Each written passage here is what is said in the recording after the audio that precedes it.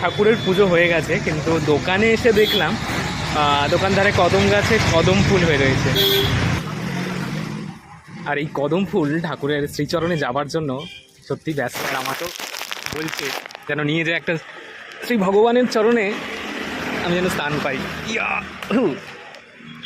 তারপর বাড়িতে এনে ফুলগুলো ঝুড়িতে রেখে চন্দন জলে স্প্রে করলাম, গঙ্গা জলে স্প্রে করে নিয়ে ফুলগুলো শুদ্ধিকরণ করা হলো। এরপর প্রথমে হরগৌরী মায়ের শ্রীমুখের উপরে একটা দেয়া হলো, কি সুন্দর লাগছে দেখো।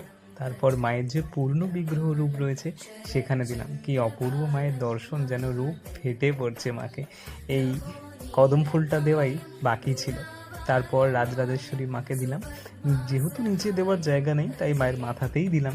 এবার দেখো স্বয়ং রাধারানীর শ্রী পায়ে দিলাম, কি ভালোই লাগছে দেখো।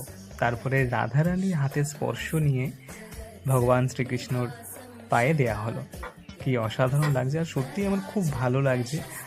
প্রতি বছরই দেওয়ার চেষ্টা করি কাছ থেকে তুলে এনে। রাধে।